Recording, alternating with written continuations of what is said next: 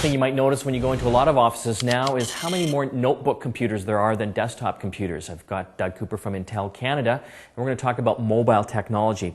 We really have shifted from desktops to notebooks. I mean, you can get one on under $1,000 now. Oh yeah, it's been a global phenomena, that this shift from desktop to notebook computers. And we've seen this actually in Canada in the back-to-school timeframe in retail, right? Since probably 3 years ago in retail, come just prior to back-to-school in the July timeframe, you'd see the sales of notebooks skyrocket, and they'd cross over desktops. Well, in the last 2 years, it stayed there. So now there's more notebooks sold in retail. They obviously go to small businesses and homeowners than there are desktops. It's really, I think, a fundamental shift that we expect will continue to happen. Is there any sacrifices a business would be making from going to a desktop to a notebook, do you think? Well, This depends on the business. Yeah, there's a lot of attention. I guess there's two things I'd touch on. One is there's a lot of attention put to security, and we can go into more detail on this, but it's actually a wireless network can be more secure than a wired network. The other thing is potentially you may give up some of the benefits we've talked in the past, like vPro, where you'd have manageability. Up until our recent announcement we're going to make the first half of this year with a new mobile platform, notebooks, you haven't been able to manage a notebook over the wireless network, where you could go in and even if it's powered up, boot it up, make updates to it, discover it if it's somewhere in the building, that kind of thing. But even that technology will be available with this new refresh. We're calling Santa Rosa in the first half.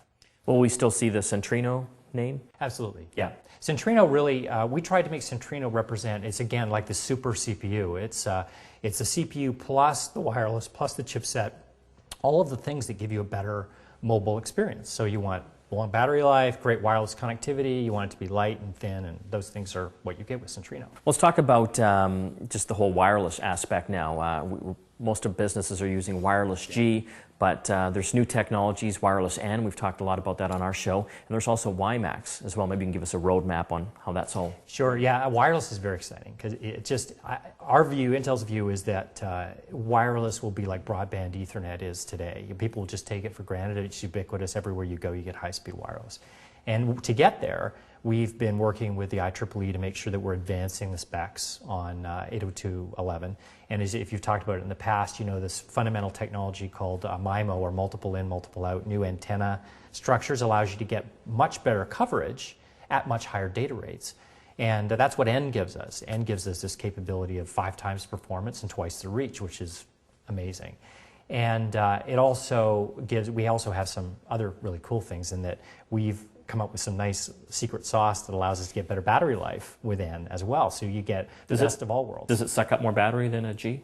Normally N would, because it has the draft spec of N actually versus what we're shipping in our product. There's about an hour difference in battery life. Oh, wow. Yeah, it's pretty significant. Are you guys shipping now with N? Yes, we started in January, and it will roll into this new platform in the first half of this year. Now, the next thing is WiMAX. Yeah, we've heard a lot about that, and it covers miles. Yeah, well, it's 35 kilometers or 70 kilometers in a circle at 75 megabits, I think, is the data rate. Wow. But remember, in that big of a circle, even if you do a 1.5 kilometer circle in radius, there's a lot of people in that area, and that's a lot to share a 75 megabit pipe. So we very much see that this is a layered network structure. So you've got WiMAX, you've got cellular networks, so Edge and HSPDA and all these other technologies, and you've got wireless LAN still, and you've got wired connections. And Intel's been focused on making sure that it's seamless. So if you're wired in your home, you unplug it, you walk into a room of the house that's wireless, it'll automatically switch to wireless. And then if you go outside and you happen to be in the city here and have a WiMAX connection, automatically will make that connection for you. And so we've been developing little profile applications, and we license it to other companies that allow you to recognize the various places you are and connect to preferred networks. But WiMAX, so we will have 802.11abgn, right, this year, and then we'll go to, is the alphabet soup of wireless, and then we'll go to WiMAX at a very little adder to the cost of the actual hardware in 08. And right now, as soon as 2008. Yeah, absolutely. Wow. You'll have to ask for it. So there'll be very specific notebooks that have 802.11 and WiMAX. But we're working right now with the service providers, so the various telecommunications and cable companies in Canada to offer those broadband wireless services using WiMAX technology. They may call it something else, but we think that's going to be a fundamentally great way for small businesses to stay connected.